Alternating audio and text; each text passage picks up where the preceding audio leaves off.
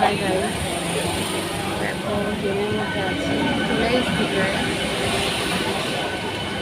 এখন আছে আমি হাওড়ার ঠিক আগে, রেলওয়ার পরে। যে এই জায়গাটার কি নাম বলে কি জানি, ক্রসিং না কি জানি কি নাম বলে।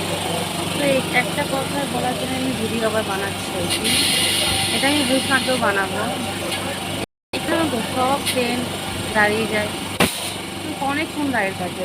কোনোটা কোনোটা আধ ঘন্টা, কোনো ট্রেন 15 মিনিট, কোনো ট্রেন 20 মিনিট। মানে কী বলতো, সময় নষ্ট, তাই না?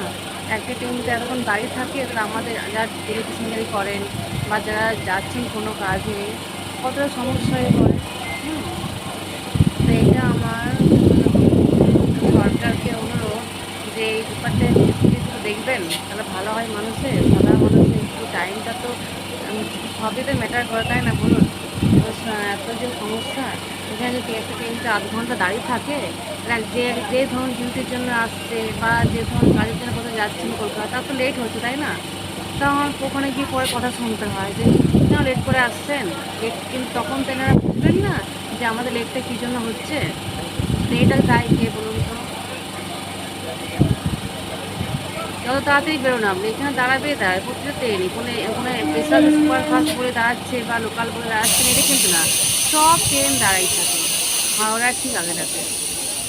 তো আমার এটাই আর কি বলা ছিল যে প্লিজ একটু আমার এই ইউটিউব চ্যানেলের মাধ্যমে এটাই সবার কাছে প্রচার করা যে কাইন্ডলি প্লিজ এটাও দেখুন, ঠিক আছে? আর যারা আমাকে ফলো করছো ফেসবুক আর ইনস্টাগ্রামে, তারা বলবে আমি ঠিক বলছি কি ভুল বলছি, তাই না? কারণ আমার মতো অনেকে তো ফেসে থাকবে এখানে এসে পড়ে। তো সময়কে গুরুত্ব দেওয়া দরকার, সবাই সময়ের গুরুত্ব আছে, আমাদেরও আছে। বাস এগুলি বলার সাথে কত টাইম দাঁড়িয়ে আছে এদিকে দাঁড়িয়ে আছে। তা ওইদিকে অপোজিটে লাইনে ওখানে দাঁড়িয়ে আছে। বুঝতে পারছি সিগন্যাল না তো যাবে কী করে, তো সিগন্যাল পাচ্ছে না কেন সেটাই আমার কথা। আমি তো অত বলতে পারবো না সিগন্যাল কেন পাচ্ছে না। তো কেউ কারোর যদি জানা থাকে যে সিগন্যালটা কেন পাচ্ছে না, প্লিজ কমেন্ট করুন, কমেন্টে বলুন যে কেন পাচ্ছে না। আমার অসুবিধা হয়েছে অনেকবার, এখনও অসুবিধা হচ্ছে।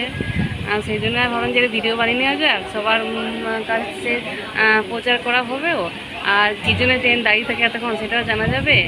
আর আর এই যে মানুষের যে অসুবিধা সেটাও বলা যাবে। কত মানুষের অসুবিধা বলো তো? হ্যাঁ, এতক্ষণ যে ট্রেনটা দাঁড়িয়ে থাকে, এটা যাবে কী করে? আবার ওখানে দেরি হলে কথা শোনাবে, দেরি করে আসছেন আপনি, তুই দেরি করে আসছিস, তাড়াতাড়ি বেরোতে পারিস না। কিন্তু এগুলো যে গভর্নমেন্টের জন্য দেরি হচ্ছে, তো সরকার দা দেরি হচ্ছে, দেরি কেন হচ্ছে তাহলে? তখন বলবো আমরা যে ট্রেন দাঁড়িয়ে থাকলেও যাবো আমরা, তারপর রাস্তায় জ্যাম এত। হ্যাঁ, একটা কোয়ার্টার দেবেন না ওনারা? আমার ক্ষেত্রে বলি, কেমন কোয়ার্টার দেওয়া খুব দরকার, তাহলে ঠিক টাইমে পৌঁছাবো আমরা, তাই না? অনেকগুলো ফালতু পক্ষে এগুলো মনে হচ্ছে, অনেকে ঠিক লাগবে, অনেকে জ্বালা লাগবে। তো কারো যদি খারাপ লাগে তো ছোটো বোনের মতো ক্ষমা করে দেবেন, ঠিক আছে? Thank you.